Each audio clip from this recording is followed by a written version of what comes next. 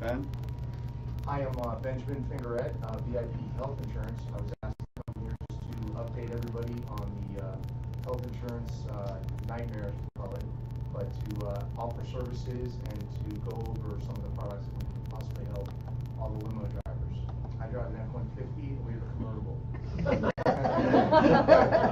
Other than that, we're here to answer the questions that all of you are asking. Having a lot of 1099 drivers with the employer mandate coming up, there's probably a lot of concern questions about taxes and stuff like that. We put together little packets to make it very easy. My partner Wendy and I are here to help. So Rick asked us to come, and we're actually it's a pleasure. Thank you. So we're here to help. Thank you. Kevin Swan from Atlantic Bus Sales here in Broward County, the whole state.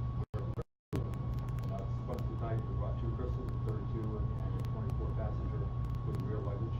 Chance on the way out the door. They'll be right outside the hotel when you leave. You can take a look at them. And our past president and vice president, Mr. Bob Borday. Okay then. Thank you. Like the song says, I've been everywhere.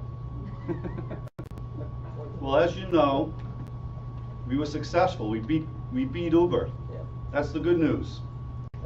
You know, and that's the buzz. I mean, at LCT all around the country, they're talking about what a great job that we did here in Florida, because, you know, it didn't look good. It was a tough battle. It took a lot, and we banded together, and we beat them. We held them off. You know, and we did it with a combination of things. It was really a team effort on the part of the limousine associations all over the state, the taxi associations. We put our money together. We hired some of the best lobbyists that money can buy. They did an excellent job. They went to Tallahassee. They fought the fight.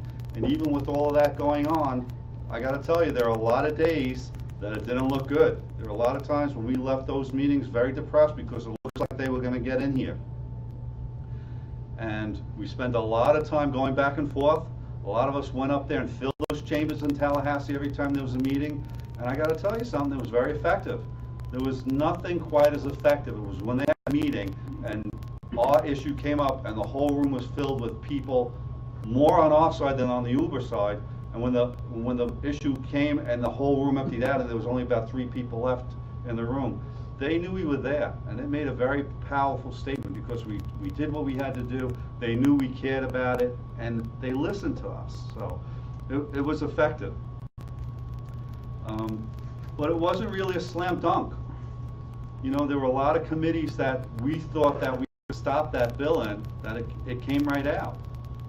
In the end, it was really a technical point that kept them from coming into the state. You know, the bill was referred back to the Economic Affairs Committee, Tourism, and it didn't get out of that committee, and that's kind of what stopped it. But they're not going to stop. They're coming back. They're going to try again next year. And we heard that they're going to shift their strategy. They've already hired their lobbyists for next year, and they're going to look to try and break off and to go. We heard that they're going to go try Orlando, that they were going to try and work on the county commissioners and the city council in Orlando and try and get approval to operate in Orlando. So have a 2-tier strategy, try and get the whole state, try and break off and get little areas. You know, they were operating in Hillsborough County, operating in Jacksonville. They are operating in some places, and it's disturbing. And Wally just brought out that, you know, we found out, and it's not really public knowledge, but we found out that Lyft, which is another ride-sharing application, which is even more illegal than Uber, is planning their debut tomorrow in Miami.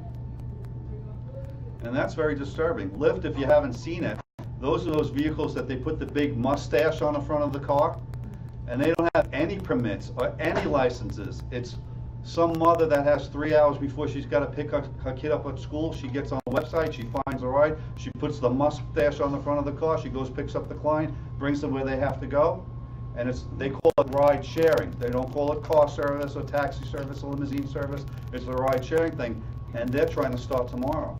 They don't ask permission, they just come in and do it. Now, we'll alert all the appropriate authorities to what's going on, and we're sure that there's gonna be a cease and desist order and try and knock them out of business, but it's just another fight that we have to fight.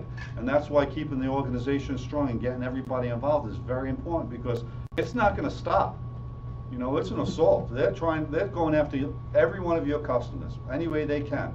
They're trying to get it. If it's not Uber, it's Lyft. If it's not Lyft, it's Sidecar. It's somebody trying to get into your pocket and steal your customers and try and do it cheaper and try and cut the corners and not follow the rules and not be regulated and not have the right insurance. And when they do that, we're going to be here to stop them, and we're going to let the regulators know they're not going to get away with it. We have no problem with competition if they do it the way we do it. If they pay the fees and they have the insurance, they do all the right thing, there's not a problem with that. But when they break the rules, when they skirt corners, they don't have the right insurance, when they're looking to put thousands and thousands of cars on the road that cannot possibly be supported in the long run, that's not smart business, and that's not something that we're going to stand by and let happen. So we're going to keep working to make this thing stop. Now, the other bad news is that, you know, they keep getting more money. We heard at the LCT summit that I don't know if they closed yet on it, but Uber is looking to close on another $600 million venture capital. $600 million. You know what they're going to do with that kind of money? They spent a lot of money on lobbyists and political campaigns and donations and spin doctors and public relations firms and their social media and their marketing, all the stuff that they do to try and kill us, and they're going to have more money to do that when they close on it. If you saw Lyft last month, Lyft closed on $250 million in additional fees. So that's why they're here in Miami tomorrow, because they have the money to do the promotion. They have the money to try and get our customers. You know, and it sounds crazy to me. If you look at Uber, for instance, Uber last year, according to what I read, they earned $250 million last year. Now, that's not bad for a company, but if you look at the money that they picked up, if you looked at the money that they got in venture capital, you know, they got $256 million from Google. They got $600 million probably this week.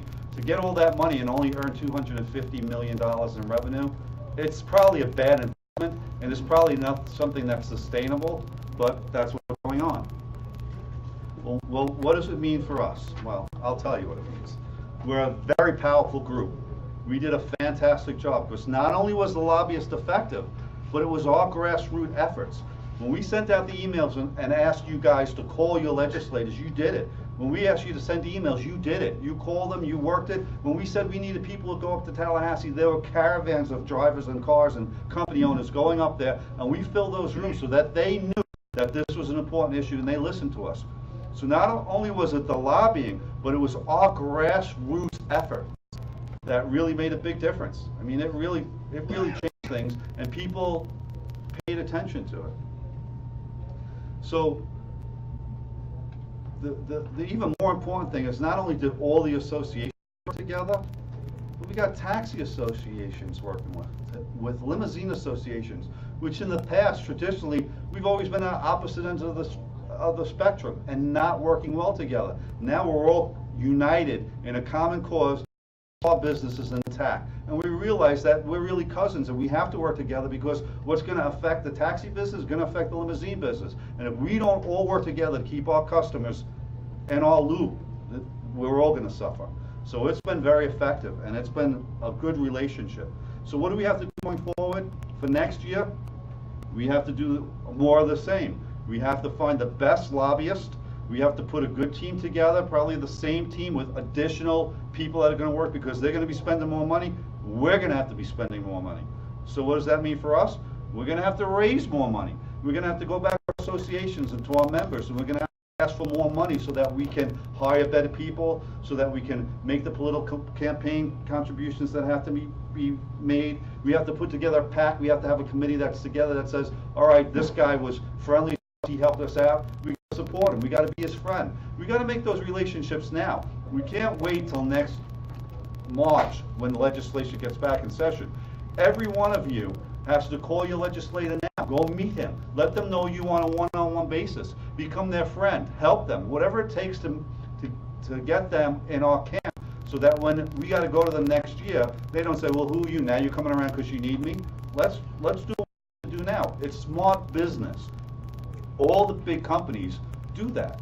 Just because you're a small company, don't think that it's a big one. You have one state senator and you have 2 House of Representatives. You should know their names. If you don't know their names, go on the website, call them up, and tell them, I live in your district. When they hear that, they'll call you back. You know, when you send an email, they're going to answer you because they represent you. They want your vote. So if you go to them and you work with them and you talk to them, you'll see what happens. Next year when we have to go back to them again and ask for something, they'll be much more receptive, because this year was a lot of, hi, how are you? I don't know who you are. Now we got relationships starting to be built, and we have to keep working on those kind of things so that we can counter what's going to happen next year. And what I believe the 4th thing that we have to do, and I think this is very important, is that we have to create an alternative app. There are a lot of apps out there. Everybody's developing an app. But the problem with the apps that I see that are out there is that most of it are being done by software designers with the end result of wanting to sell it to all of our companies. And that's not really what Uber did. If you see what they did, they put an app out there that's free. When you want to sign up for Uber as a driver, when they were in Miami trying to get into Miami, they were giving away iPhones to the drivers and tell them sign up for Uber. They had cocktail parties and invited drivers to go there. They had ice cream socials and got people to come down there. Well, that's what we have to do. We have to create our own industry-wide app, not company-wide, industry-wide app, that all of us are going to be on the same platform. And that industry-wide app has to be free. It has to be free to all the companies that want to use it and all the drivers that want to use it. It has to be free to the customers that want to use it. The most important part of it is, when I put, and for my company, when I'm on an app, when I put my customers into that app, they have to be secure, that I don't lose those customers, because that's a big fear. You don't want to put your customers in an app and know that your friendly competitor down the block might be picking them up next week. It has to lock my customers, stay in my database, and they don't go to anybody else when they're in this geographic area. But when they go to Chicago and they use the app, they go to our affiliate in Chicago, who's also on the app. And not only do they go to the affiliate in Chicago, but now my company can make an affiliation fee from that customer, my customer, that's using that app in Chicago. So now look what we're creating. We're creating an app that's free that companies can make money from. Now you might be asking yourself, well, why would anybody develop something like that? Because it's free. Well, it's only going to be free for my clients and for my company in my zone. But once people have that app on their phone, when they're in the next city, or when they're in Miami because I don't service Miami, or in Orlando because I don't service Orlando, and they go on it, they might get Cliff's company, or they might get some other company, and that company is going to do the service, take care of them. It's still my customer, still my proprietary customer, but they're going to get service everywhere in the country that they want to go.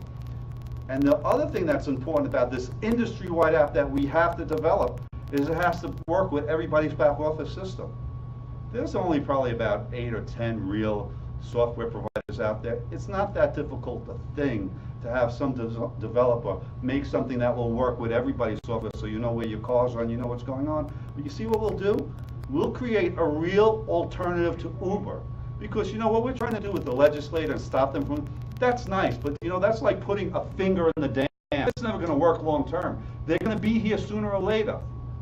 So if we create an alternative that we can use as an industry, an alternative app that works with only legitimate companies and only uses companies that are part of this association or the NLA or whatever, and if we build that app so that maybe even there's a provision that the associations make a small commission on that app, now all this money that we're talking about that we need to raise to do all the stuff we have to do, well, you don't have to really write checks for that. When people start using that app, guess what?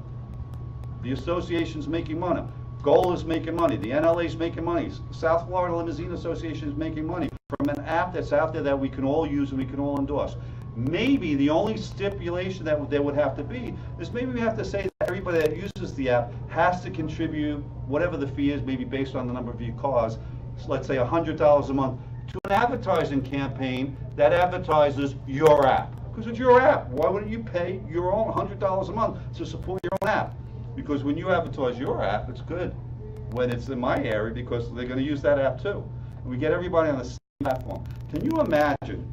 We have 2,000 people on our mailing list for the Florida Limousine Association. 2,000 companies are interested, are working on members, so on. Can you imagine you've got 2,000 companies with all their vehicles handing out a business card, download this app. Before you get out of the car, download this app. Do you know how fast we would have our app, our industry-wide app, on everybody's cell phone? And that real estate, your little cell phone, that real estate on that phone is a very powerful thing. So if we have our industry app on that phone, guess what? They're not going to be using anybody else, but it has to be one app because they can't have one app when they're in Florida, one app when they're in Chicago, and they can't have his apps. People don't want a million apps for one thing. They want one app that they can go on, use as an industry and work it that way.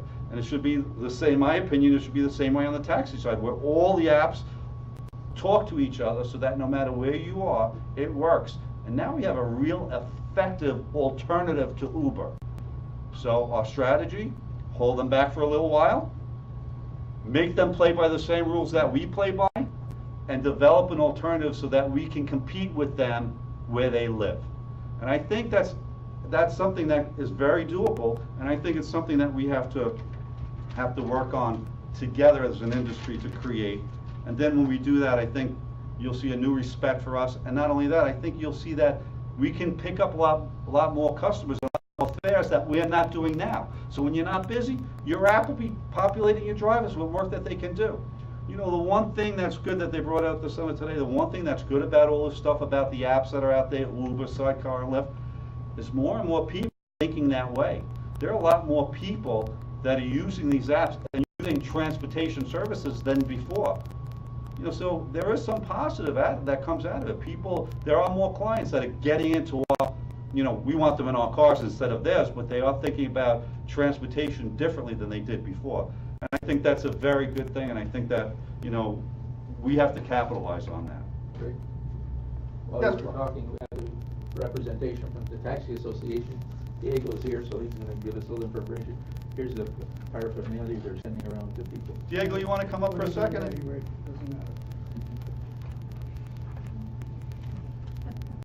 Thank you, Diego.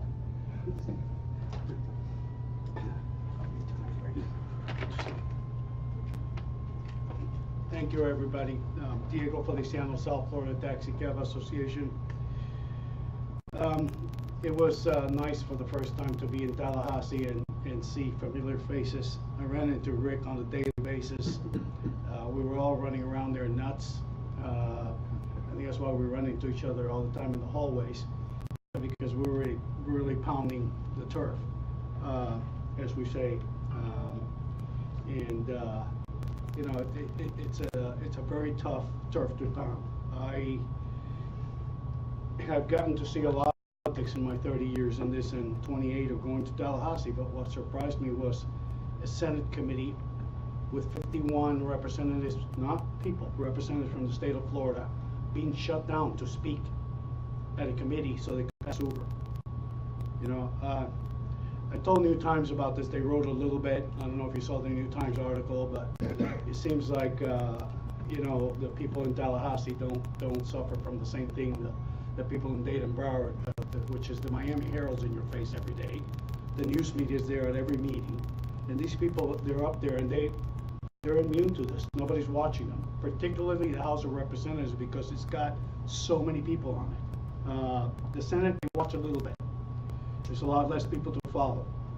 But the House, you know, with 100-something members, it's very difficult for them to. So these people are running around doing what they want. But based on that, let me tell you that I got to give it to our industry for the work they've done. I've had opposition from a lot of different directions during my time with South Florida Taxi Cab Association. I surely will tell you this is the most worthy opponent we've ever had, and the most financially fit one. They're willing to spend whatever money they have to spend to make sure they erode our business in some way. Speaking about that, I have a good friend in Miami Beach who's an attorney that does government affairs, and he dropped me a line yesterday. The line reads, "Dear friend, did you hear, you didn't hear this from me, but rideshare app Lyft is launching this Thursday in Miami-Dade County. They're planning to make a big stink of social media. More info on this here at this app, which is the Lyft app has some information about the Miami gathering. So Lyft is offering 2 weeks free rides to everyone in the app. They will be having a party on Friday as well.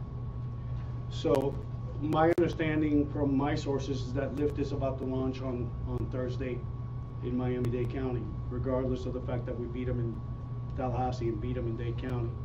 They're just going to go violate the law and see how they can survive. My experience is very little. I've been talking to people in Tallahassee, people in Tampa, and people in Orlando about what's happening in their cities as recently as today. And here's what I get. There is about 16 to 20 vehicles operating illegally from Lyft and Uber in Tampa. They're being set up by the authorities. My understanding is it's gone as far as some of the authorities downloading their apps and just calling them. When they show up, they receive $400 worth of fines. That's 4 different fines. The tickets are for not a certificate, for not having the proper driver's license, for not having a permit, and for not having the proper insurance. 4 different fines. Now, other things that Tampa people and other people are doing that we need to get on board with is they're actually calling these services and writing them. They're seeing what they're doing. Their experience with some of them is one guy got lost, one guy, his charge card didn't use, he had to pay him cash. They're a little bit dysfunctional. The sad part about it is when they get pulled over, half of them don't know they're doing anything illegal. Lyft doesn't tell them that they need other insurances, you know, or they're liable for an accident or anything else. So, you know, they get $400 worth of fines, and they're not aware of the circumstances of what they're doing. So because of that, and I have a copy of it here, the government in Hillsborough has found a page on the local newspapers warning customers as well as providers that they're illegal, that they have an illegal service going on. What we can do is try to follow in these steps, you know, make sure our governments are aware of this. I work with Dade County more than with Broward, though I have a great relationship with Mr. Gaddis. Broward's not my turf. And I'm in constant touch with our attorneys and with our commissioners to see how we can try to stop this from happening on Thursday. It is difficult, however, to stop someone who's operating for free. Now, how long they can operate for free? Probably not very long. These drivers got to make money somewhere.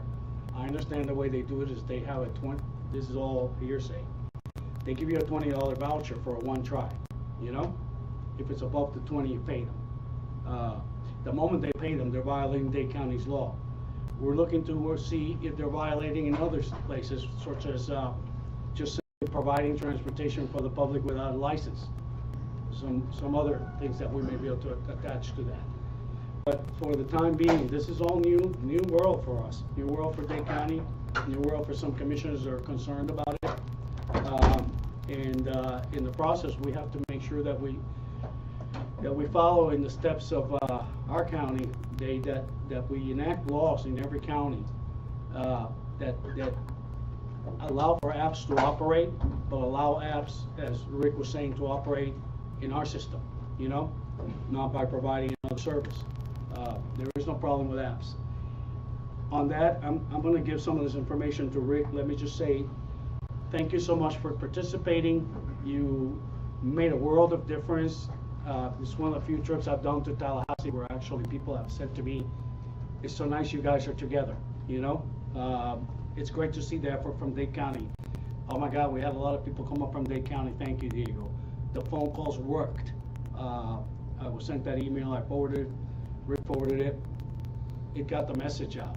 We wanted to make sure that if this thing landed in the floor of the House, that there wasn't one of those legislators that could tell one of our lobbyists, I didn't hear from anybody in your county, you know? And this is important to them, because that's what they say. I didn't hear from your constituents, you know?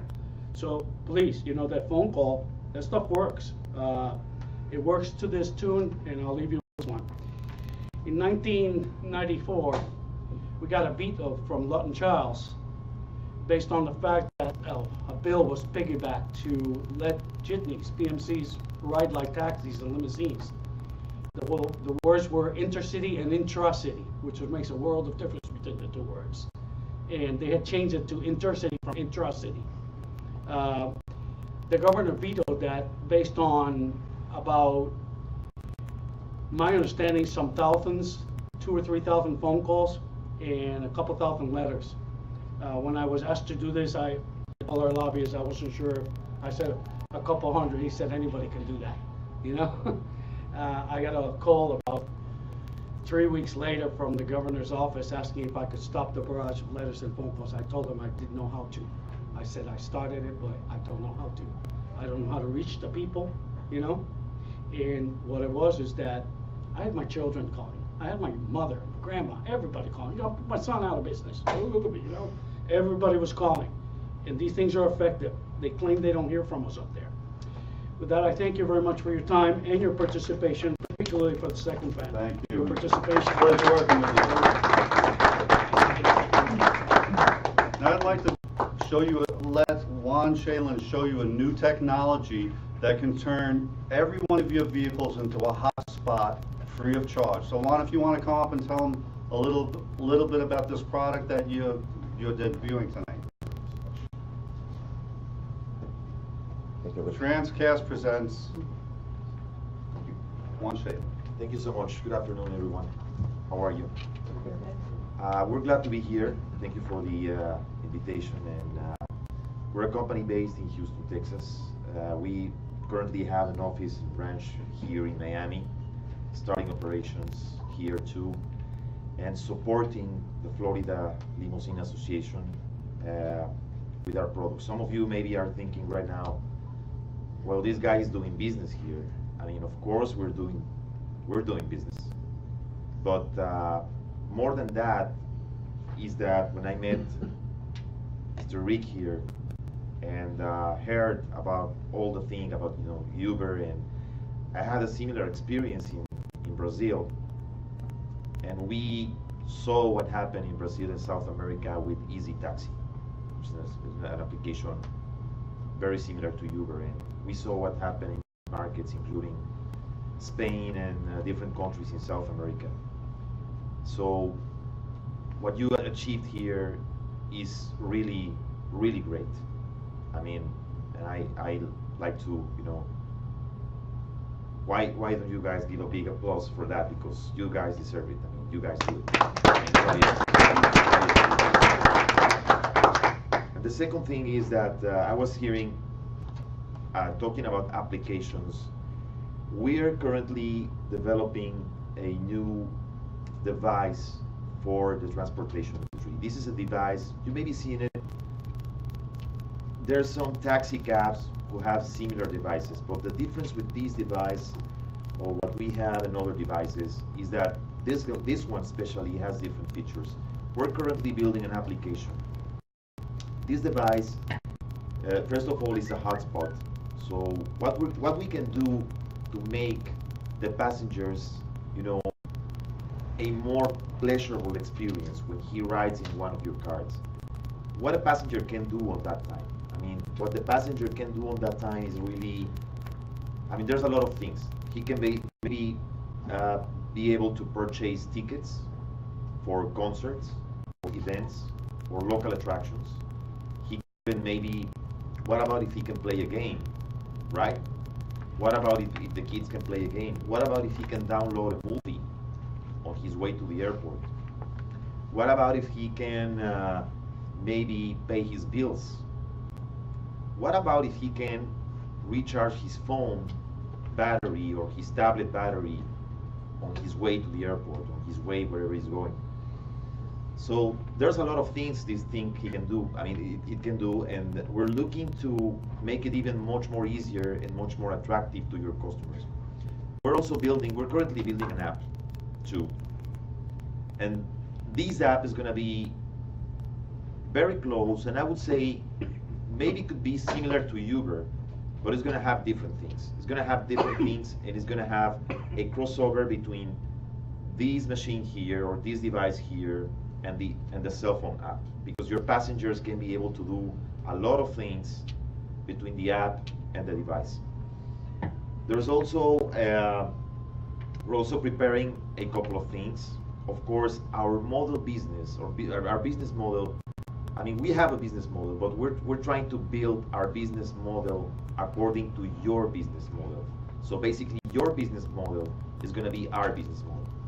What we want to do is work with each one of you closely in order to know your needs. No matter your company or the size of your company, we need to know, or we want to know your needs, so we can build it from there. There is a software which also can support the management. Your drivers can make, like, they can do a check-in, check-out directly here. We have a dispatching system, okay? It's very flexible. This dispatching system is flexible, and it can be built according to your needs too. So we hope from now on to have a very close communication with each one of you. In case you're interested, you can grab my cards. My cards are here. You can visit our website whenever you need to or whenever you want to, and I'll be more than glad and I'll be more than happy to explain and give you more details about it. From me and behalf of my company, I'd like to thank the Florida Limo Association for the invitation today, and from now on, we're up to be on that fight. Thank you. Thank you, Juan. Appreciate you coming over. Thank you so much. Thank you. Juan will be here to show you later how the device works. It goes in the seat back of your vehicle. There's also an advertising revenue sharing proponent that he can go into that he can explain to you later. So you can put this in your car, make it a hotspot, and actually make money on ads that are displayed to your customers right in the back of the car. Now we're going to bring up Beto Pimento. As you know, we've been working with Broward Aviation about the new situation at Fort Lauderdale and the new revenue stream that they seem to have found. And we spoke to them, and Beto's going to tell you what happened. Beto Pimento. Thank you. Thank you, Greg. Who here is operating in Fort Lauderdale Airport that needs a copy of this? I'll do it. You got to stay from it. Okay, very good. All right. Fort Lauderdale Airport, as you guys know, we had several meetings with them. We went to make sure that we could talk to them, and they were very open arms to us, and some of the issues that we had, we were heard. As you know, some of you have seen the booths that are at the airport. Those booths were built as a benefit to us. The only problem was nobody was consulted to see if it really was a benefit or not to us. So in going forward, if you need to receive this via email, these are the new instructions for pickups at Fort Lauderdale Airport, and these have been authorized through the county and commissioners and all of the above people, and they're right now putting together some signage for the passengers to be able to find where to meet your chauffeur. In Terminal 1, right at the bottom of each one of the escalators, there's a map that we'll probably put this on the website, but there's a triangle on this paper right here, Terminal 1. As you will see, the small triangle, that's where the chauffeurs are allowed to stand to meet their passengers. Okay, the passenger no longer has to go to the booth. They don't have to walk to the middle of the terminal to find their chauffeur. The chauffeur is going to be basically at the bottom of the escalators. Okay. Some of the signage today says ground transportation and points to go outside. Well, those are going to be changed, and they will have the proper signage that they're working on. That was really the most difficult thing for them, was getting the approval of the signage, okay? Terminal 1 is pretty simple. It's a large terminal. We've got Southwest on one side, the other airlines pretty much coming down on the C side versus the B side.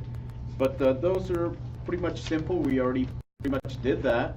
I know some of our chauffeurs were waiting for passengers at carousels. That will not be allowed. The only people that are standing at the carousels are the cruise people, okay? And so they kind of have to split everybody up a little bit, and so try to abide as much as you can. And if you're at the bottom of the escalators, that's probably the best place anyway.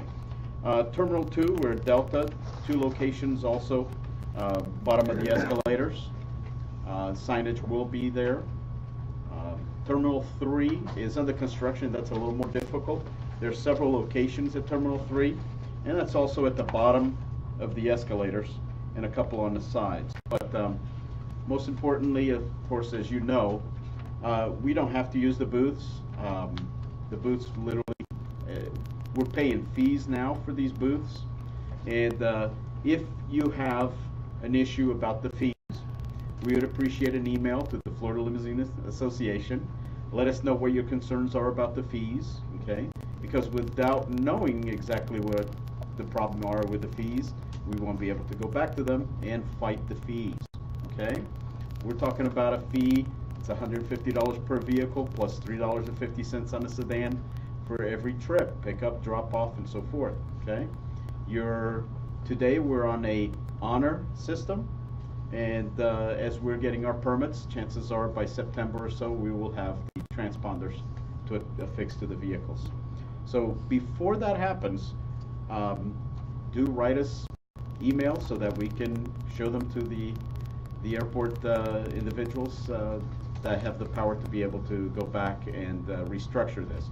They were only approved for the fees for the first year. So on the books, there's only 1 year from March to March, and so we have to make sure that possibly going back for more fees. Remember, they're angling to up the fees, not lower them. So unless we speak up, chances are we're going to be paying higher fees, okay? Now, the airport is also concerned about Ubers and Lyfts and so forth, because the less rides we do, the less money they will see. And so they're really also concerned about how they're going to collect their fees. They don't have a problem with Uber or Lyft or anybody like that. They basically just want their fees, okay? So good luck in collecting those fees. But we do know that the airports, the county, the hack licenses, look, all the problems, all the issues you have, send us an email so we can follow up and we have a string to follow, okay? If let's say Lyft starts working tomorrow for some reason, and one of the chauffeurs is fined. Well, if that chauffeur has a hack license in the county, that hack license should disappear from their hands, okay? There's a lot of little different ways we can fight this, but one thing for sure, if a company is worth $10 billion, I can tell you there's not going to be a lot we can do unless we band together to keep these individuals from coming in. Now, I know that there was a lot of work from individuals, not just associations, but there were individuals putting in their time. And, you know, I can't name everybody off the top of my head, but, you know, just thinking about the amount of time, the trips to Tallahassee, down here, the phone calls, the meetings, the endless phone calls. At 8 o'clock at night, I'm getting a phone call saying, Beto, we need this, Beto, we need that, you know. So at times, you know, and we have to put our phone down because Uber is knocking on the door, you know. So keep in mind that a lot of the leaders in this industry really did a great job for this. They really did. And so right now, the airport and all these things, yeah, there are issues we deal with every day. And there could be pressing issues at times, okay, like your passenger has to meet at the booth. You know, that was a little far-fetched idea, but, you know, we heard you guys and went to the airport and they heard us. So that was a good thing. Yes, Mr. Crick. You know, I like listening to the regulations regulations and permits, Yes. fines and fees. That's one of my favorite subjects. But I get confused. Yes. Because there's a fee, there's a fine there, there's a procedure here. You know, and they change even within the same jurisdiction from year to year. So I really get confused. I don't know if the FLA might want to sponsor a standing committee for regulations and permits, at least for the South Florida area. And that committee might get together and try to put all the ideas together and maybe even represent the FLA to different agencies. Would you be Just willing? I would be willing to. You'd be willing to chair that committee? To what? Would you be willing to chair that committee? I don't know if I chair it, but I'd be on it. You'd be on it. Okay. Well, then we'll put a committee together on your behalf I mean, for if the anybody else industry. likes the idea, but I get confused. You're not the only one that's confused, okay? I'm very confused right now since it's an honor system at Fort Lauderdale Airport. I have no idea how many trips I'm doing. So I'm really confused, okay? Yes. And so until they have really a transponder system, I'm really confused, so we'll see what I'm supposed to be paying, you know what I'm saying? But nonetheless, I really think that there are a lot of fees, there's a lot of things that we have to do, but one important thing that's going to happen here is we need more education, period, okay? And with Uber and all these other things, you know, our chauffeurs need to be, any information you have that's against Uber, you need to show them to your passengers, you need to show them to your chauffeurs, because I can tell you this right now, there's a lot of bad press on these rides, okay? I have people that use Uber that use us locally here, and they tell us, oh, I was using Uber in Atlanta, they left me at the airport. Oh, really? What a surprise, you know. So they're not offering good service, okay? They're offering you a ride if you can catch them, okay? But I can tell you that this is not service. They're not providing service. They're literally just selling a bag of goods that doesn't really exist, okay? So what we do is very serious. We drive very important people. Everybody's important, okay? A mother with their kid going to the airport, that's an important ride. That's a VIP. You got to get in the car, okay? So this is not just about the CEO of a company. This is about everybody that gets in a car and needs a safe ride to the airport, okay? I think that's what Consumer Affairs in every county that has this, that's what they wanted to provide. That's why the taxis and limousines, that's why all the chauffeurs have hack licenses, okay? I have a chauffeur, he's got way too many tickets. He can't drive anymore. Lost his Broward hack. Fantastic. Guess what? You know, you reap what you sow, okay? So he'll probably be working for Lyft. Terrific, right? No, not so good, okay? Not for the passengers, not for the people that have a heart for what they do. And I think that airport fees and all these things, yeah, you know what? That's part of our business, that's what we do. But the FLA needs to educate more. We need to band together. We need to work with our taxi industry. And so all the emails are gonna go to somebody that can do something about it, okay? I know John Critch is gonna send me an email to remind me about this committee, okay?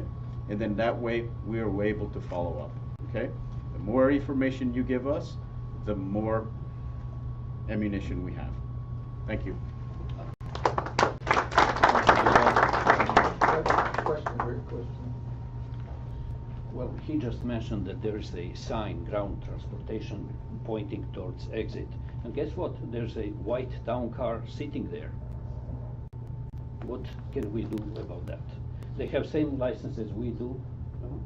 Why are they privileged? You can email me and I'll let You know what I mean. Are you talking about the Go franchise? I don't know what company that is. Yeah, that company It's pays a on lot of the money service to at be Fort at the Lauderdale airport. You know, they're franchised I'll to be let there, you so DM on it.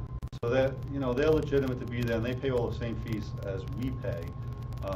But I know that what we've been hearing is that a lot of the operators are not happy with the fee that the airport is charging to pick people up, because it's gonna end up being a lot of money, and they're kind of evaluating it, so maybe that might be an area that we could talk to them about, you know. I still don't understand how is that legitimate. If we have same license as they do, why do I have to park, meet a passenger, walk him And I- their I- driver just sitting I there. have to and- educate you because this is a different subject than we're on, We'll- but we'll talk I'll to you talk to after you right about after that. the meeting and We'll I'll explain it fill to you you. in.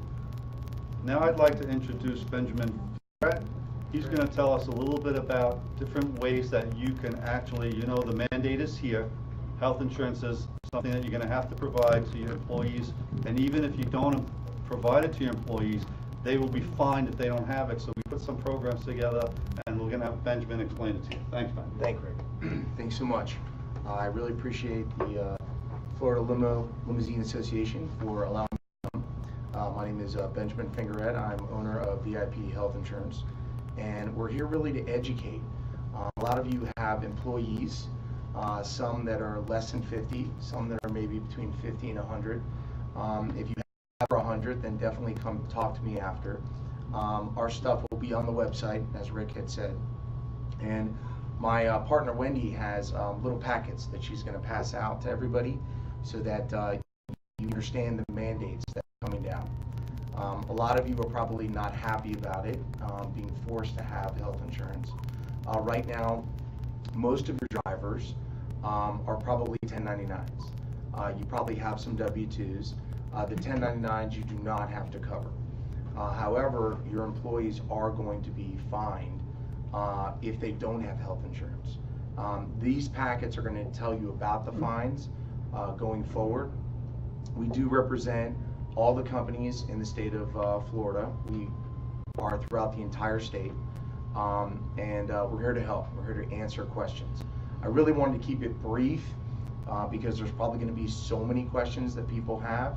So that's why we put together the packets with our cards in the back, and of course we'll put it on the website in order to answer any questions.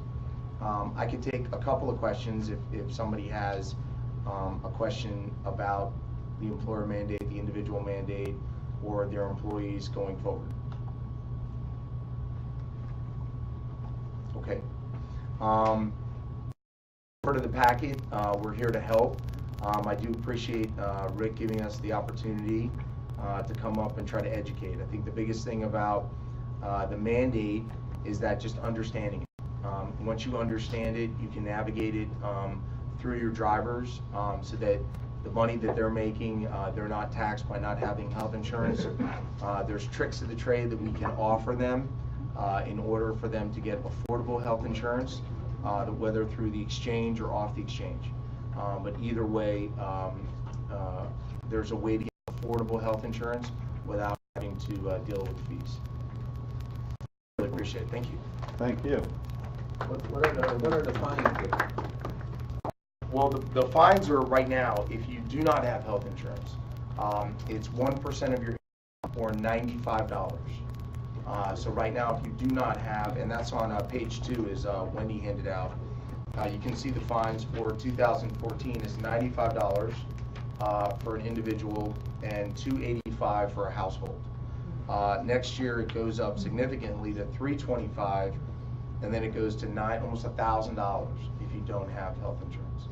So Is it cheaper to get fined every year? it depends. It's true the fine actually is insignificant to start. Cheaper, right? But some of your drivers might be making really good money. So if a driver makes 50 to 70,000 and they do well, the fine could be 2.5 times next year. So I Well, mean, there is an increment. yes, it does go up. So we're here to offer affordable health insurance, and especially with their income based on the exchanges.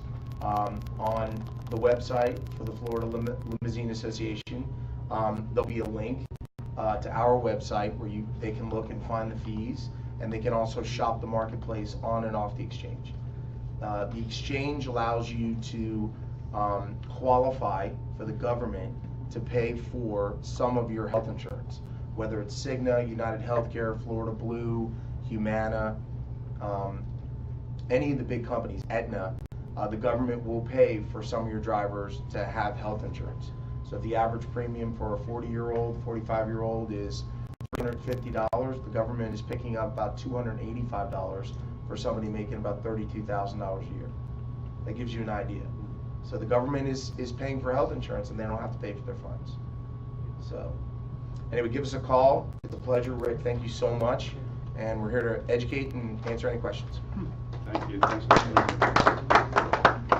And he can help you with your insurance needs no matter where you're in the state. And it's an important benefit to be able to tell our people about.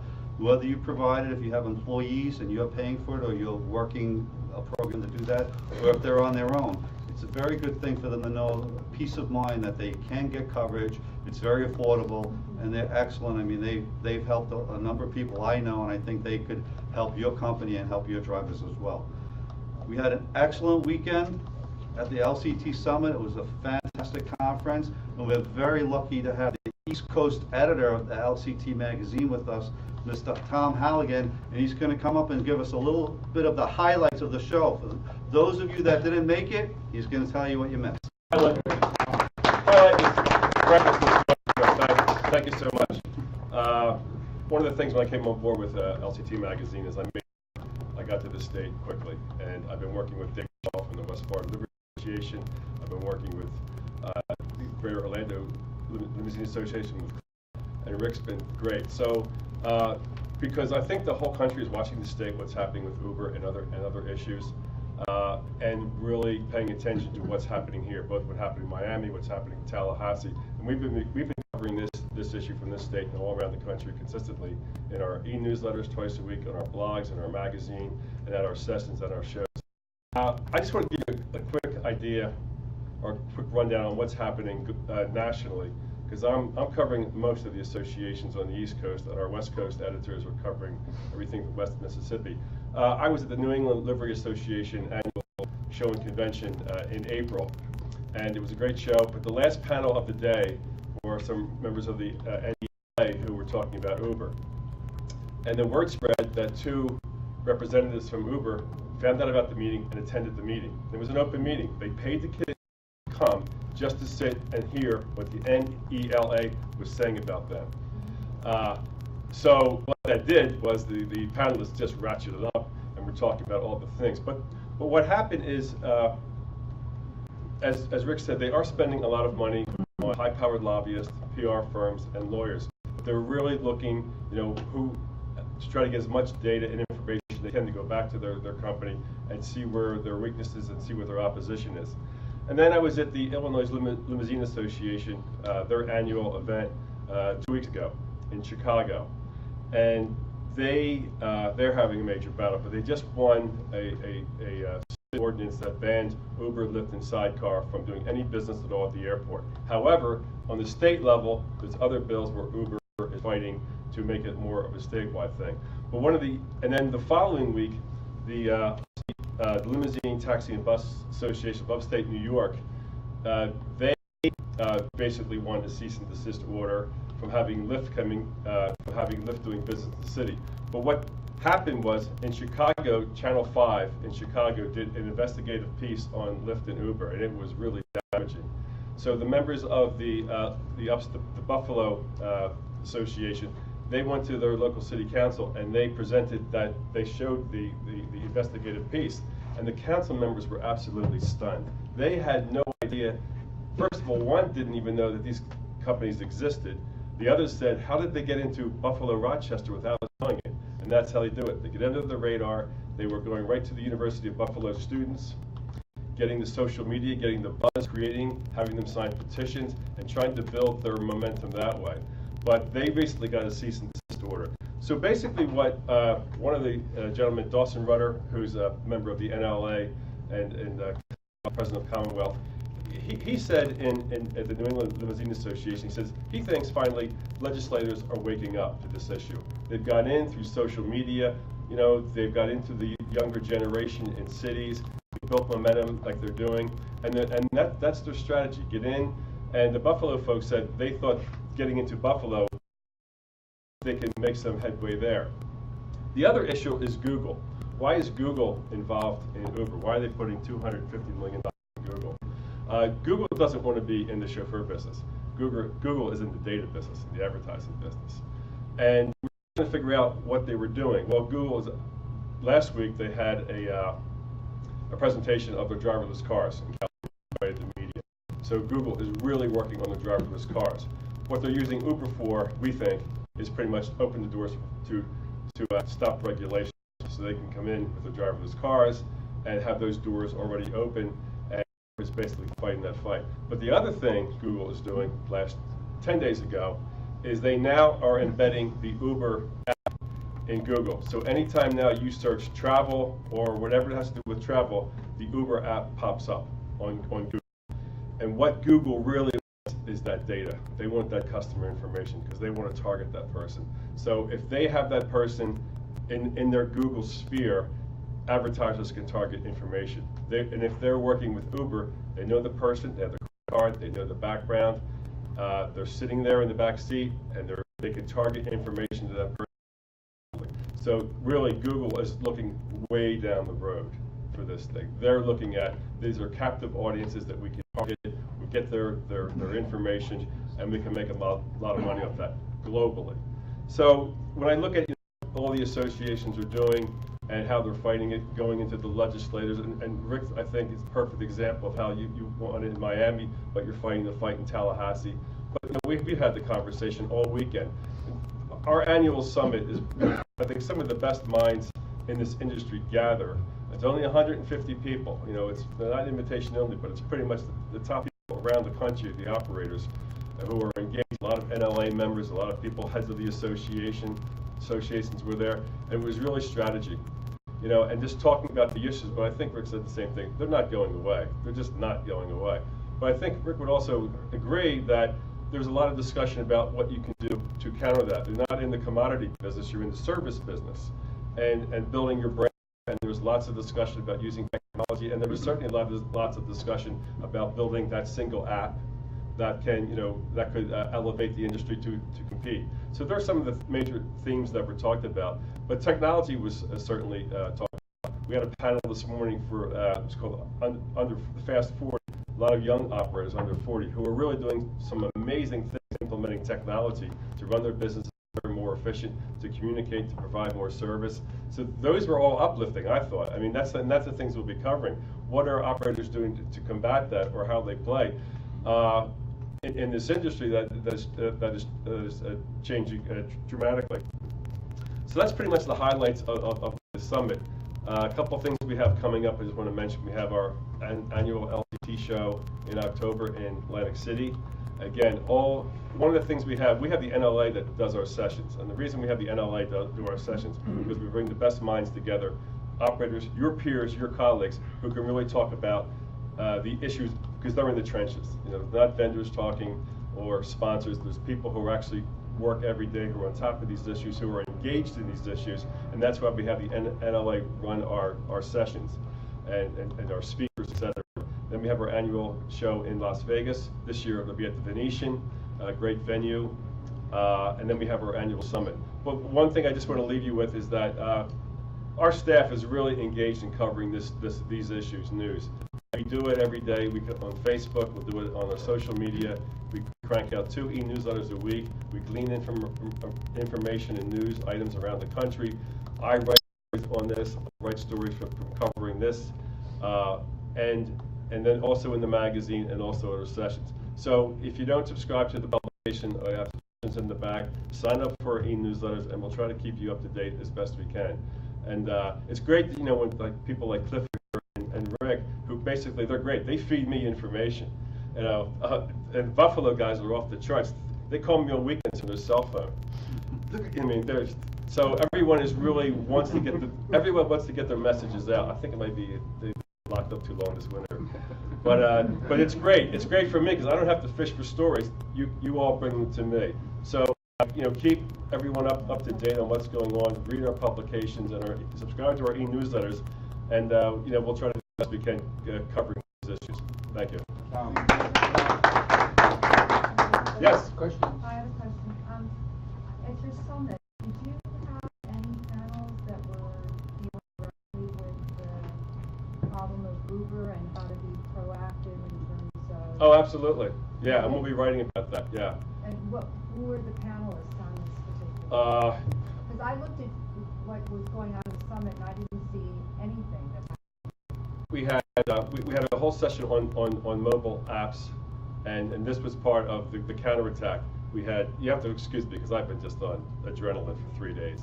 But I will follow up and, write the story. Can you tell? Yeah, really. But I'm glad I got here today. But we have the panel, but. What Rick was talking about in terms of trying to do things on a national level, it would be really great. I mean, again, what Diego had talked about and Rick had talked about was there was first of all, Florida was lucky because we were the last place that Uber tried to come into, but we were also lucky because we have the strongest code enforcement in the entire nation. So there's a lot that was going for us, and that was probably a big reason why Uber was not as successful coming into Florida as they were in other places. But I think one of the things that we need to do as an industry together have a unified message, and I don't exactly see that as the sort of a priority in terms of what needs to sort of come forward. So again, that's why I said I didn't see that at the summit in terms of, to me, that should have been like the first thing on the panel, what should have been discussed. Of course, my opinion. Yeah, that's a good question, because I think there is some people who aren't looking at Uber as competition, or any of the network transportation companies, as we kind of call them, the TNCs. They look at it, this is a taxi car issue. We're a high-level service industry and we're not affected, but that's how some people think. One person at the meeting today said, well, why don't we, rather than spend, I think one person, one of the panels said it would cost $100 million to build this industry-wide app. But I think after some of the discussions, I think that was just, not accurate at all. I think it can be done for a lot less. But what people were saying is that one way to counter is that you're not in the commodity business. You're in the high-end service business, where they are in the basic transportation ride business. And how do you differentiate your service compared to what they do? And they do have major issues. And I think the industry is attacking those issues. Of that, when I was getting my sedan ride back from Chicago, the driver was just telling me horror stories in Chicago. Lyft drivers with temporary tags, with DUI arrest, with felony arrest. Often, and they're not really, just doing amazing illegal things that they just shouldn't be able to get away with. And I think that's where the regulatory things. But I think it's a matter of what I'm hearing from operators. They're really starting to do. The way to counter it is in their own business is to really build their brand. So the brand really stands out with their corporate accounts or with their other accounts, that they understand that we're not just giving you a ride, we're giving you service, we're giving you more that you can't get anywhere else. So a lot of operators we need to do more in social media, we need more in technology, we need to do more marketing and be more proactive with clients so they don't leave. So we were hearing a lot of that during the discussion. Did you hear that too? I was just going to say that the gentleman from Commonwealth, and I'm sorry, Barbara, did you say your name? Yes. Are you saying that you're not feeling we're not feeling it, because of course we don't have Uber or Lyft here. Are you saying that you're not feeling it? Oh, you yeah. are feeling Absolutely. it. Okay. I have The gentleman from Commonwealth, is he feeling the? Oh, yeah. You are feeling it. So that you're saying, I'm not feeling it, but and I don't do a great deal of affiliate work, but from the affiliates doing high-end work, they definitely have a decrease in the amount of business from those and from the VIPs, because they don't want to wait for their car. They just press their app and the Uber comes. And, Oh, yeah. And in Washington and Atlanta, they're nice cars. It's not like they're not. Yeah, Uber, Black Car Service. I'm sorry, Barbara. I didn't give you a chance to That's respond. okay. That's all right. One of the places that I'm noticing is my as directed. I used to take CEOs to dinner at night. They want pickup and drop off service now. That's something that we've always run with minimums. And that's the business that I notice is going away. The CEO who up at the airport and drop off and he's in a meeting for 4 hours, he's no longer paying for my car to sit on that curb anymore. I'm not noticing it in airport because I think that we give a little bit different service at the airport, and we run one of the most top-notch companies as far as service. But I have lost my biggest account. The little secretary decided to show them he could save a lot of money by not using us for the dinners and as directives and stuff. And I've lost him. I have not seen him since October. And I used to have him out, his company, at least 125 times a month. He's gone. I think when I said that some word didn't think it affected them, I think what I meant to say is that they weren't recognizing the threat. No, I You know, they really were like, well. Like I said, it's just a concern for me because what I think would be, again, Rick had said, and I think it's just, I think that the phenomenon that we saw here in Florida, again, was a combination of people coming together and deciding. Unfortunately, we were really being more defensive than proactive, but having had that win, I know that now we have a combination of doing what Rick is saying, trying to be proactive, but if we had, and I'm not just saying about Young, I'm saying about the TLPA as well. I mean, I just went to the TLPA the weekend before, and there was no panel discussion really about Uber except for the limousine industry. But to me, it doesn't seem the urgency from, I guess, a leadership standpoint of saying, well, maybe we should have this spokesperson, or maybe we should, create this or that, so that there's a common type of coalition. I think you're right, and I think they did say somebody said today at the meeting, we need a Caesar. Yeah. We need somebody that's going to stand up and be the spokesperson that says this is not the way it's going to be. And there really isn't that voice right now. You're right.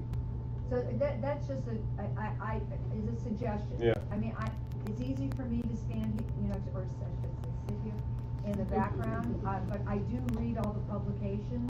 But I feel that it's.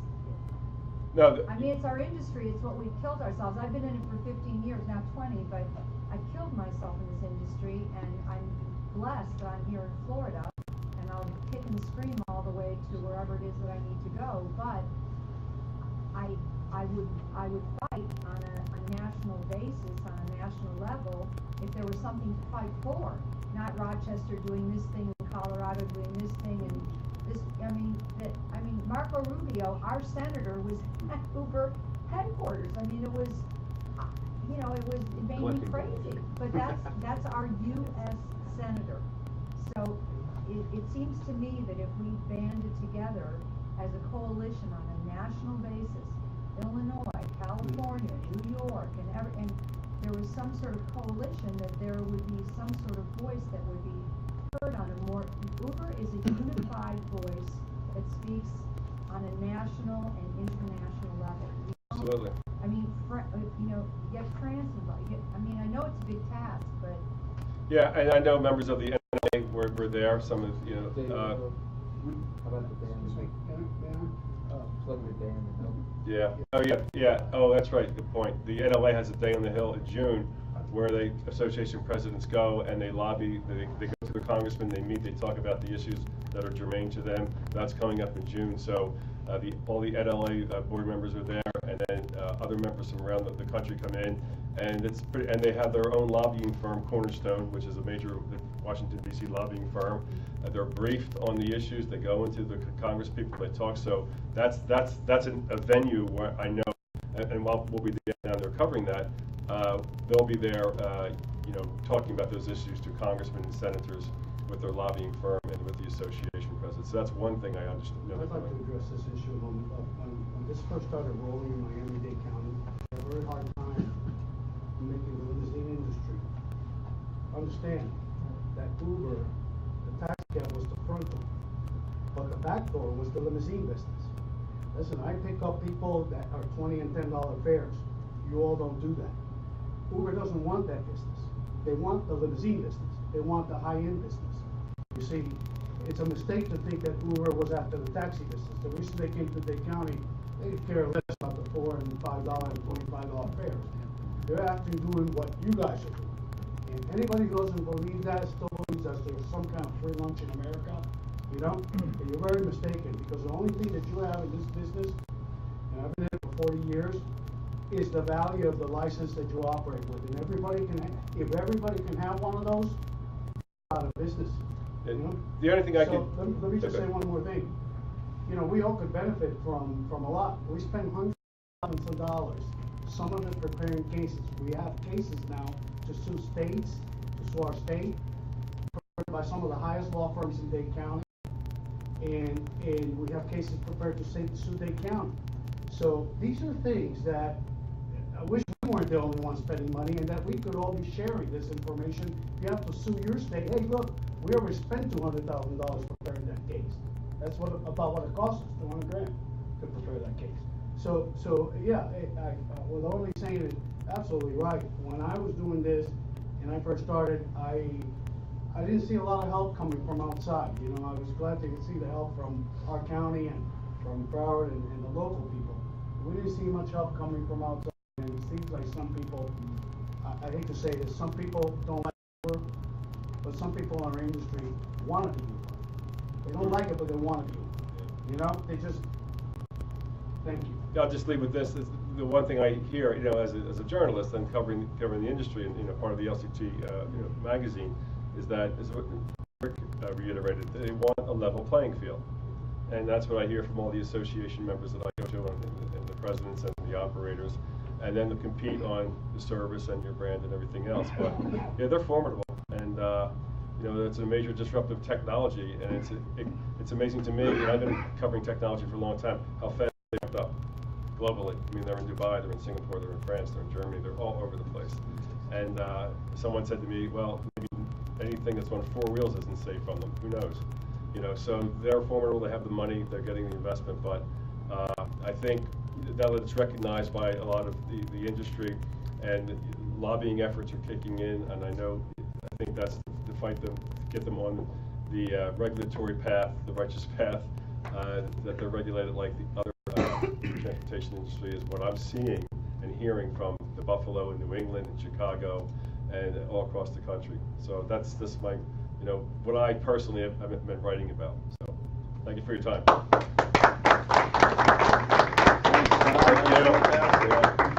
And Tom has been gracious enough to send us 2 show passes to, is it LCT East? LCT East, which we will be raffling off electronically to association members only, so the results will be posted tomorrow on our website. You could take a look at that and see. And part of what we're trying to do as an association is we're trying to make that website the portal for you to find information, get resources, things. This video stream that's being broadcast right now will be posted on the website, so that members that couldn't watch it tonight because they're at the Heat game where I wish I was, they can watch it at their leisure. So we really want to make it informational. We want to make it your tool to success. One of the things that we instituted is a driver's membership, where drivers can get on. And they can get a membership in Florida Limousine, because one of the things we're working on is a driver certification program, so that our drivers could actually be certified and learn some of the things that are going to really differentiate us from companies like Uber, Sidecar, and Lyft, because every company has their own training, and some of us do better than others. But if we had an industry standard that they can get on the website and go through the course, similar to maybe what Tom has with his course, or that other Lance had a course, a few of them had courses, where when the drivers are done with it, they actually get a certificate and they're certified chauffeurs. That'll be a very key differentiator that we can offer that will set us apart from some of the other and other things that we want to do too. We want to have generic ads. You know how if you watch TV and you're watching shows, how people are going outside restaurants and saying, hey, are we going to Uber our way home tonight? Well, we should be doing the same thing. We should have have limo placement. We should have art industry placed in key places so people are thinking about us in a positive manner and thinking about business. Not any one individual company, but us all together. So that when they're thinking about transportation, they're thinking about us, they're thinking about hiring one of our companies so that everybody's in the association, any association is going to make money, is going to benefit from all the things that we're doing. It's a lot of work, but we need your support. We appreciate your support. And all of us are competitors. You know, we're all working friendly competitors, but we're competitors. We do have competitors in the room tonight because we have Chauffeur Driven here tonight, and we have the show manager, Laura D'Ambra, that's going to come up and tell us a little bit. And we appreciate all this. You know, all the education, all the shows that go on. Sometimes some of us say maybe it's many of them, but I got to be honest with you, it's very good for our industry. It's good because they all bring a different perspective. It's all educational. It's excellent. Get Laura to get up here for a second and tell us a little about what they're doing at their show. Thank you. I'll try to be on a lighter note too. You know, I'm gonna be happy if you I'm gonna raffle off a couple show passes. If you didn't get me your business card, I'll pass this around and you guys can, as I'm just going over stuff, just throw them in there. Pass it down the aisle. Thank you. So I've come really kind of circuiting the association meetings to introduce myself because I am new to the company and new to the industry. My name is Lauren and I am the new show manager for Driven. We have two events coming up in the next few months. First we have our Canadian Limo Summit that we're doing in Toronto. It's great learning and networking opportunities. It is all-inclusive. We have a complimentary breakfast, lunch, and open, and we chartered a yacht for all the attendees, and we're doing a dinner cruise that caps off the 2 days. It's August 10th and 11th. I have magazines on the back as well. If you don't subscribe to our free subscription, you could also do so by contacting me through that, or I have business cards that we can chat after. But there's a whole spread in there about the event that you could take a look at, see if you're interested, and go right on our website and look into it. The workshops that we're going to be doing are going to focus on, they're designed to talk to small, mid-sized businesses about customer retention, keeping your clients engaged and loyal and exceeding expectations, and employee motivation and retention, creating a healthy and happy environment that increases productivity in your company. So it's a great event. Take a look. It's very affordable. It is only 2 days. And then we have our annual Atlantic City show coming up in November 2nd to the 5th at the Taj Mahal in Atlantic City, where we'll also be doing, various workshops, seminars. We're gonna bring back the operator mentoring program and an affiliate day focusing totally on affiliates. And we are providing a free shuttle service again from the Philadelphia airport to the Taj Mahal. I'm sorry. Oh, I thought somebody said something. Yes, so that'll be available to you as well as an attendee. So, where's the bag? Oh, cool. So, for the Toronto event, it's only for operators as far as the raffle, and the Atlantic City will be open to everybody. So we'll do Toronto first. American Transportation. All right, nice. Awesome. I have the. You going to Toronto? The jacket's colder. Yeah, well, it's in August. Okay. Smile. Thank you. Yeah. Contact me with any questions. I'll give you my business. Oh, you got it. And for Atlantic City, this is a full show pass. Cliff Wright. Oh, no. Cliff Wright. Royal Coach. Thank you. Chris will be happy, right? I don't know if Tom's happy. Thank you. There you go. We'll take care of everything for you. So yeah, so again, I just want to introduce myself. If any of you have any questions, feel free to contact me. Again, the magazine's in the back, and if you don't have a subscription, it is free. Just contact us, and we'll get it out to you as soon as possible. That is the latest May edition back there. So, all right. Thank you for your time. Thanks for having me. Thank you all for coming tonight. Don't forget to support our sponsors. Look at those two beautiful crystal vehicles that are outside. Cliff, you got something? Just one second. Sure.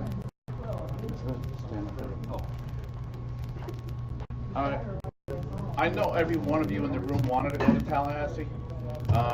Rick, as well as we had sent up a 4-team delegation from Orlando. On top of some of our big vendors in Orlando, Mears, who actually partnered up with us in this fight. I just wanted to give you a check. It's a donation from Gola for $3,500 to the Thank you.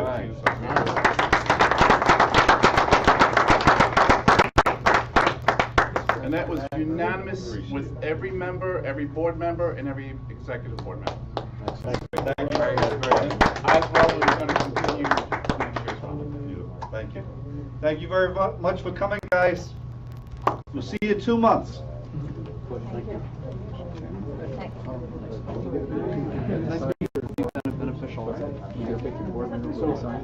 Sure. Yeah. Can you beat the I want to take a picture of you and Nick hold this. Can you take a picture? Virtual raffle. It's already set. Just focus and shoot there. No problem. Of course, you're like, really, Tom? Or you can do it vertical. All right, yeah. We're just gonna. Ready? 1, 2, 3. Another one? Yeah, better. Smile. 1, 2, 3. Great. This will be cool. We'll figure out how you want to do it. Like members online and members here. You have this, and then let me know. Make sure. Yeah. Wait,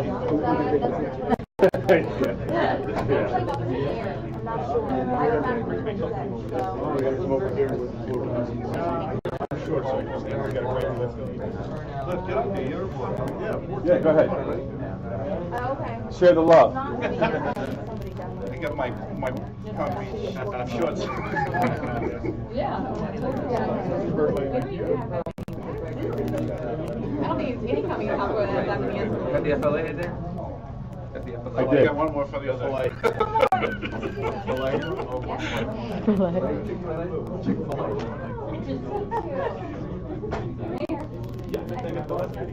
Does it work?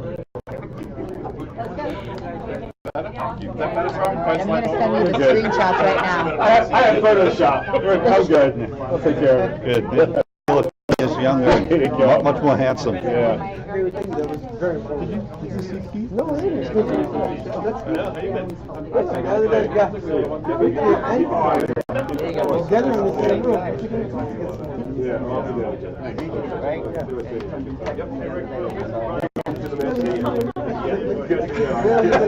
We had a lot of fun. That's what you're there for. Last time we were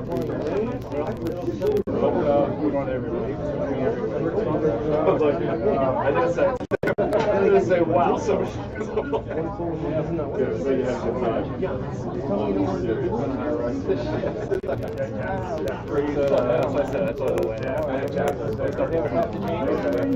I gotta talk to everyone. Absolutely.